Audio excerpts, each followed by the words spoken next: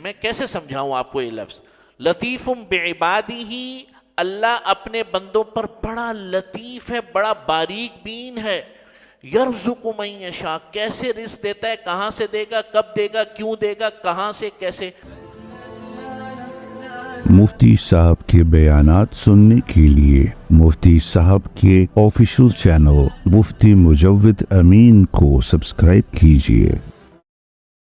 بزرگان محترم، برادران اسلام، ہماری زندگی کا ایک بہت بڑا حصہ اور دن، ہفتوں اور مہینوں اور سالوں کی مصروفیت کا اور اعمال کا اور ایکٹیویٹیز کا ایک بڑا حصہ رزق کے کمانے میں اور رزق کی طلب میں گزرتا ہے. موجودہ دور مادیت کا دور ہے. مادیت جانتے ہیں؟ مٹیریل کا دور ہے. ہر چیز چاہے وہ دنیا کے کسی بھی شعبے سے متعلق ہو، اس وقت ہر ایک کی نظر ظاہری سبب کے اوپر ہے. ہر شخص نے ظاہری اسباب کو خدا بنایا ہوا. ہر شخص نے زندگی کے جو اسباب ہمارے سامنے میسر ہیں ان اسباب کو خدائی کا درجہ دے دیا. خدائی کا درجہ دینا کیا ہوتا ہے؟ میں یہ تو نہیں کہہ رہا آپ سے کہ اسباب کو آپ لوگوں نے اور ہم سب نے خدا بولنا شروع کر دیا ہے، یہ نہیں.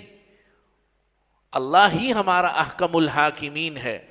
عقیدہ الوہیت اور عقیدہ توحید میں اللہ ہی کو ہم معبود مانتے ہیں، لیکن اس کے تقاضوں پر عمل نہیں کرتے. اور جس طریقے سے اللہ کی ذات کو مسبب الاسباب ماننا چاہیے، نہ صرف یہ کہ ماننا چاہیے، اپنے اعمال سے اس کا اظہار بھی ہونا چاہیے. زندگی کی ہر ضرورت اور ہر خوشی اور غم کے اندر اس بات کا اظہار اپنے عمل سے ہونا چاہیے.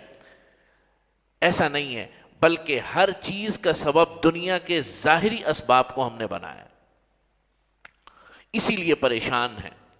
چنانچہ کسی عالم دین، مفتی، امام سے آپ پوچھیں کہ آپ سے لوگ سب سے زیادہ کیا پوچھتے ہیں، تو ایک تو یہ طلاق اور نکاح کے مسائل، اور دوسرا رزق کی تنگی کا معاملہ. ہر شخص یہ بات. قرآن کیا کہتا ہے؟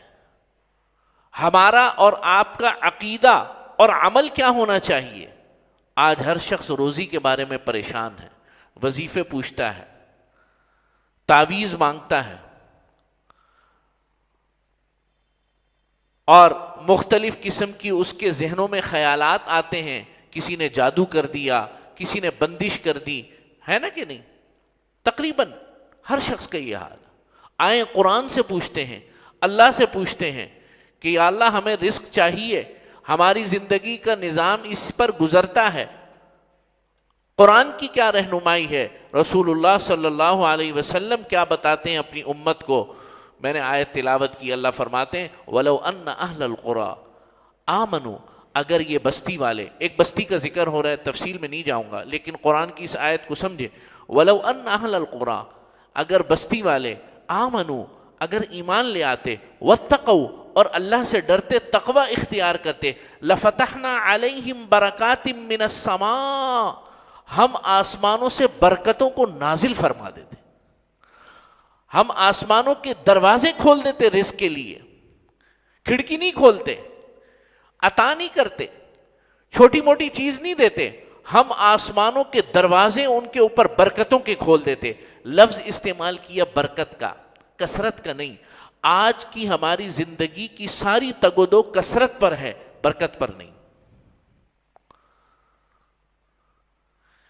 تنخواہ میں اضافہ ہو جائے، کثرت ہو جائے، کوشش کر رہے. ایک گاڑی سے 5 گاڑیاں ہو جائیں، کثرت کی. ہر چیز میں کثرت کا رجحان ہے، برکت کا رجحان نہیں۔ برکت کا مفہوم الگ ہے۔ چنانچہ گھر کے اندر 5 شخص کما رہے ہیں، 5 شخص کما رہے ہیں، 5-6 بندوں کی فیملی ہے، سارے پریشان۔ برکت یہ ہے کہ ایک شخص کما رہا ہے اور سارے سکھی ہیں، اس کا مفہوم ہی الگ ہے۔ یہ بیان سننے اور کرنے سے بات اتنی واضح نہیں ہوتی جتنا عمل میں لانے سے واضح ہوتی ہے۔ برکت کہتے کس کو ہے؟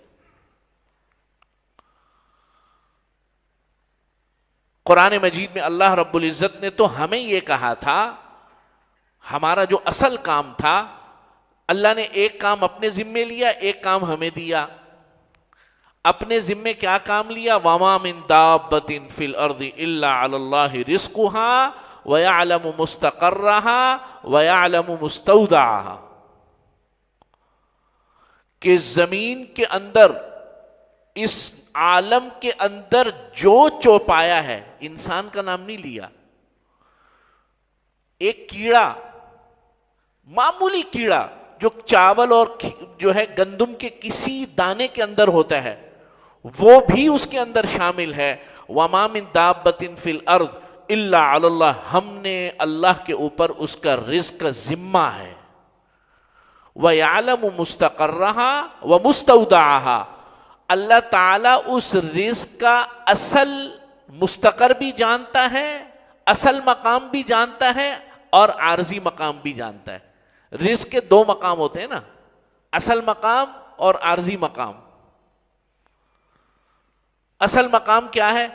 آپ ابھی مثال کے طور پہ ناشتہ کر کے آئے، بریڈ کھا کے آئے یا انڈا کھا کے آئے، آپ کو کچھ پتہ نہیں ہے کہ وہ انڈا کہاں سے آیا، کن مراحل سے گزرتا ہوا آیا، آپ کی پلیٹ میں سجا سجایا۔ اللہ فرماتے ہیں کہ میں اس رزق کے اصل مقام کو بھی جانتا ہوں، کس مرغی نے کب یہ انڈا دیا، اور یہ بریڈ کے اندر کہاں کا آٹا استعمال ہوا، کون سی گندم کا دانہ پس کر جو ہے اس مرحلے تک پہنچا۔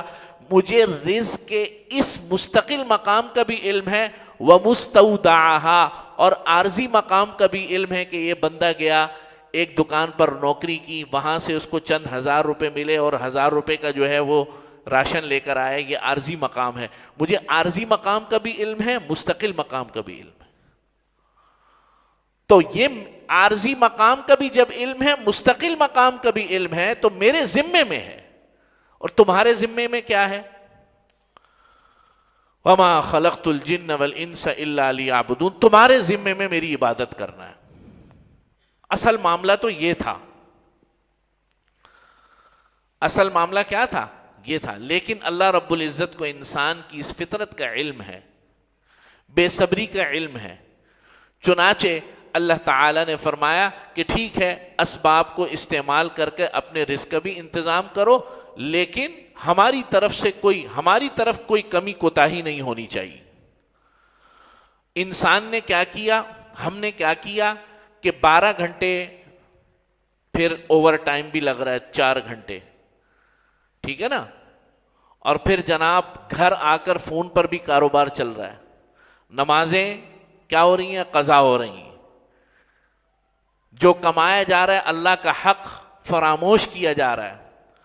تو وہ جو کام اللہ نے اپنے ذمے لیا تھا، تم نے اپنے ذمے میں لے لیا اور اپنے کام کو چھوڑ دیا جو اللہ نے ذمے میں لگایا تھا۔ تو پھر اللہ تعالیٰ کیا کرتے ہیں؟ پھر اللہ تعالیٰ ایسے کرتے ہیں کہ اس شخص کو دیتے تو ہیں، ذمے میں ہے، لیکن پھر وہ ذلیل ہو کر لیتا ہے، ذلیل ہو جاتا ہے۔ ایک شخص ہے، مرغیوں کو دانہ ڈالنے کے لیے آیا، ایک پلیٹ میں لا کر پلیٹ رکھ دی، 4-5 مرغیاں آ کے دانے کو چگا اور چلی گئی۔ ایک کسی دن غصہ آیا کسی بات پر، ایسے کر کے دانوں کو بکھیر دیا۔ کیا کر دیا؟ بکھیر دیا۔ اب مرغیاں کچھ ادھر جا رہی ہیں، کچھ ادھر جا رہی ہیں، کچھ، بس ہمارا بھی یہی حال ہے، ہمارا بھی یہی حال ہے، آج ادھر کل ادھر۔ رزق تو مل رہا ہے، اللہ کی طرف سے وعدہ ہے۔ جب ایک کیڑے کے لیے اللہ نے اپنے ذمے میں لیا ہے، تو انسان اور پھر مسلمان اور پھر مومن اور پھر محمد الرسول اللہ صلی اللہ علیہ وسلم کا امتی یہ بھوکا تو نہیں مرے گا، لیکن وہ جو آسانی اللہ نے پیدا فرمائی تھی اس آسانی کو ختم کر دیا جائے. اسی لیے نبی کریم صلی اللہ علیہ وسلم نے دعا میں ارشاد فرمایا جب اللہ سے رزق مانگو تو آسان رزق مانگو, اور آسان رزق بندگی کے ساتھ ملتا ہے. آسان رزق کس کے ساتھ ملتا ہے؟ بندگی کے ساتھ. اللہ کی نافرمانی کے ساتھ رزق تو ملتا ہے لیکن ذلت والا ملتا ہے,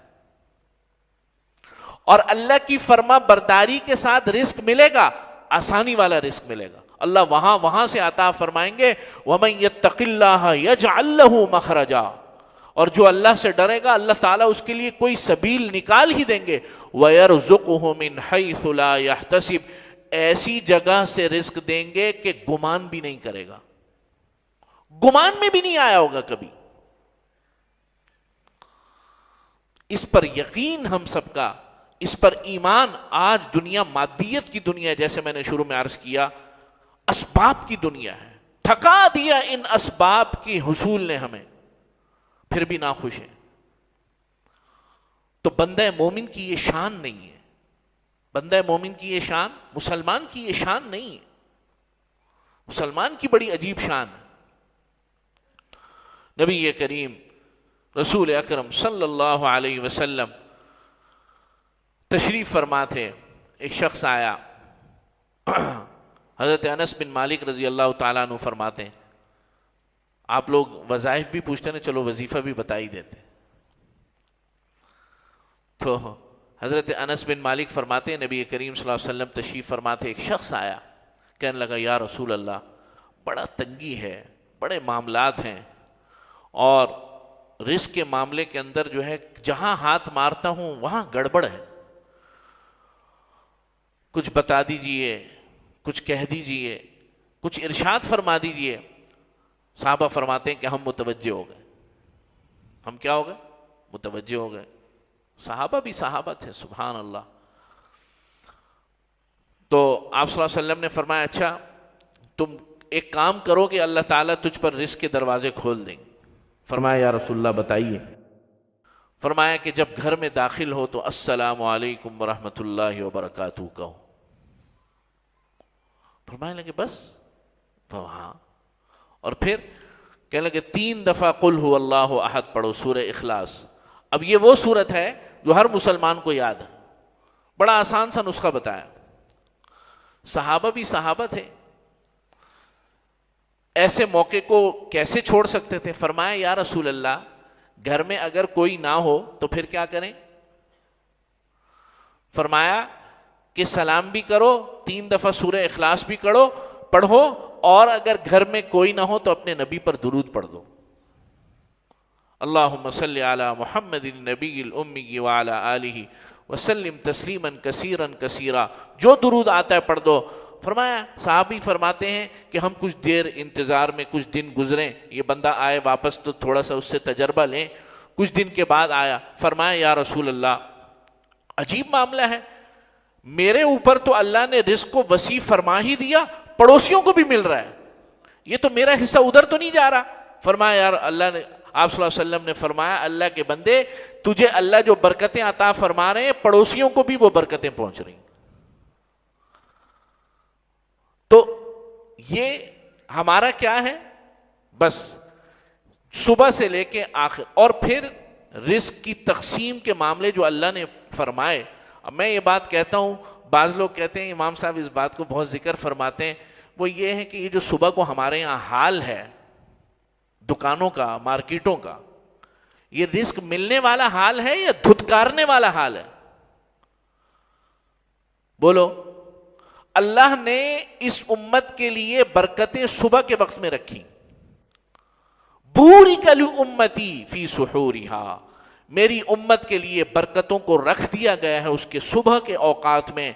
یہاں چلے جاؤ صدر میں, ظہر کے ٹائم بھی دکانیں بند ہوتی ہیں, اور آپ کی کھڈا مارکیٹ ماشاءاللہ 12 بجے تک تو بند ہی ہوتی ہے.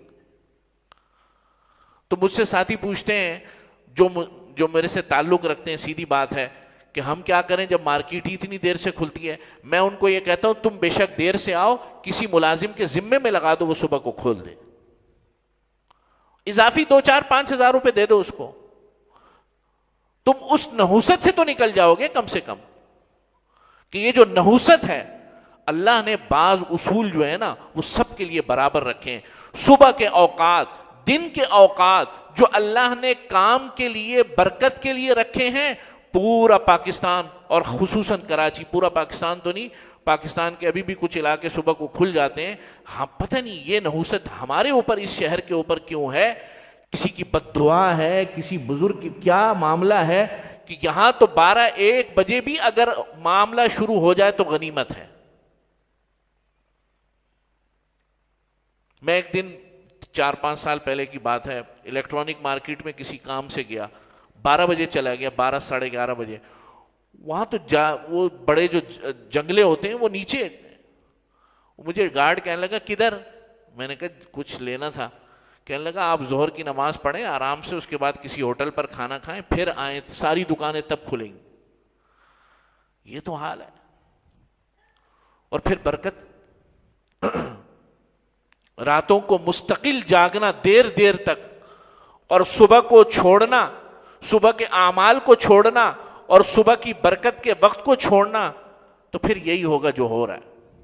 بہرحال تو آپ علیہ الصلوۃ والسلام نے اس صحابی کو یہ وظیفہ ارشاد فرمایا.